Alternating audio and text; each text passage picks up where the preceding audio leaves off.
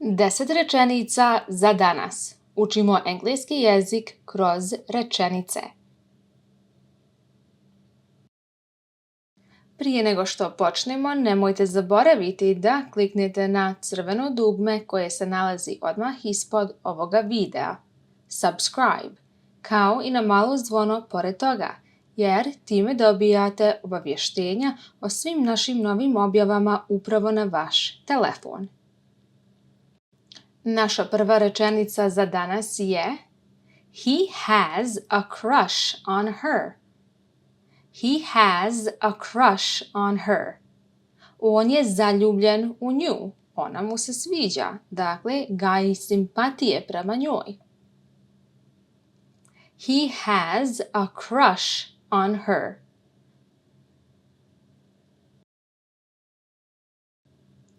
Would you like to grab a drink with me?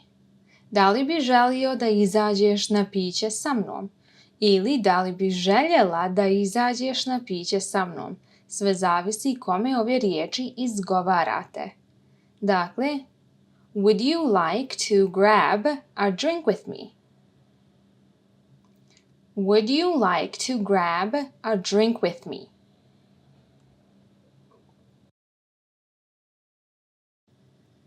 We went out to dinner. Izašli smo na večeru. Dakle, naša rečenica je We went out to dinner. Went out znači da je neko izašao. Potiče od glagola to go out, dakle go plus out znači izaći, ali se koristi u sadašnjem vremenu. Prošlo vrijeme za go, odnosno prošli oblik za go je went.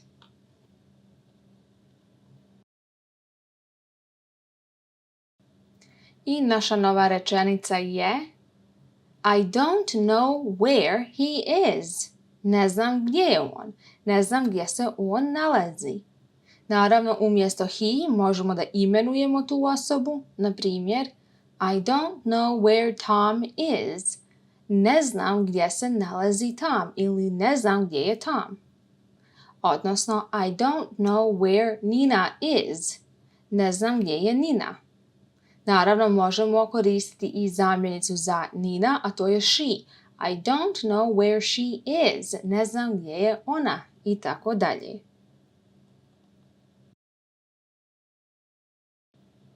I naravno imamo out of town kao naš izraz.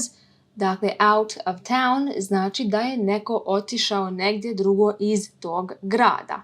Na primjer, he's out of town. Otišao je iz grada ili on je otišao iz grada. Nije više u ovom gradu. He's out of town.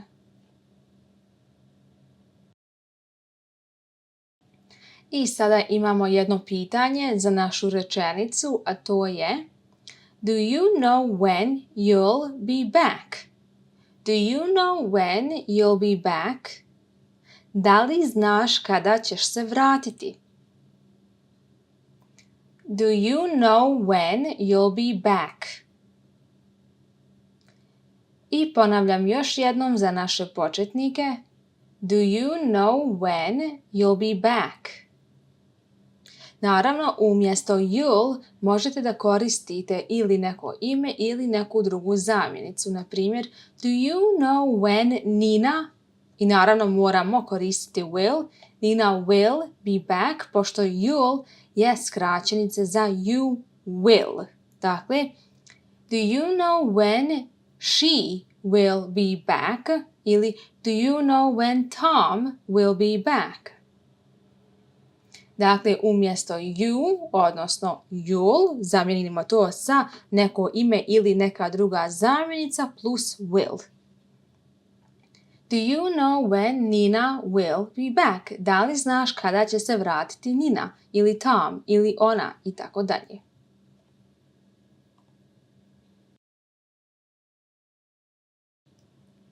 Sada imamo veoma zanimljivo pitanje. Može da se tumači na više načina, a sve zavisi o čemu se zapravo radi i kakva je situacija u pitanju. Can I help you? Naravno, bukvalan prijevod bi bio mogu li vam pomoći ili mogu li ti pomoći. Naravno, ako nekome treba pomoć, vi slobodno možete da postavite pitanje Can I help you? Međutim, zamislite situaciju da vas neko zove preko telefona ili da vam neko kuca na vrata. Vi se javite na telefon ili otvorite vrata i ne znate te osobe. Dakle, pokucala vam je neka nepoznata osoba i naravno vi možete u tom slučaju da kažete Can I help you?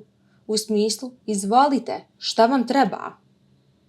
Dakle, Can I help you? Mogu li vam pomoći ili izvolite?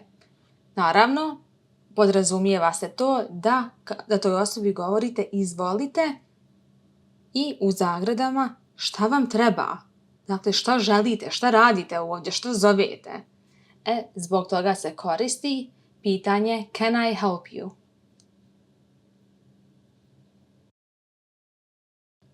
I sada imamo našu novu rečenicu.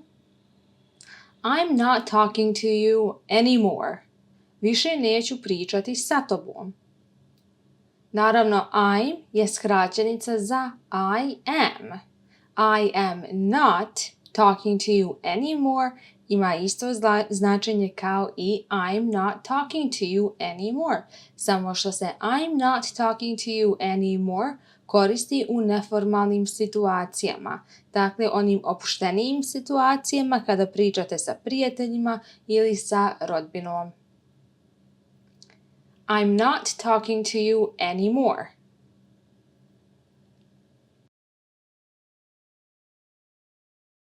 I naravno, mi možemo da postavimo pitanje kada čujemo da nam neko kaže I'm not talking to you anymore. Dakle, mi možemo da postavimo pitanje What did I do? Šta sam uradio, odnosno uradila? Sve zavisi ko ove riječi izgovara. What did I do? What did I do? I imamo još jednu zanimljivu rečenicu, a zanimljiva je zbog riječi annoying. Dakle, kada želimo da kažemo da je neko dosadan ili da je dosadan, da nam dosađuje ta osoba, onda moramo da koristimo riječ annoying, a ne boring. Jer boring znači da je bukvalno neko dosadan, da želite da zaspite kada čujete tu osobu, dakle toliko je dosadna. Ali annoying se odnosi na osobu koja vas zapravo malo i iritira, jer vam dosađuje. Dakle, you are annoying kada vam neko dosađuje, kada je neko dosadan u tom smislu, a kada je neko toliko dosadan da vam se spava kada priča, onda je boring. Ali naravno naša rečenica je bila you are annoying.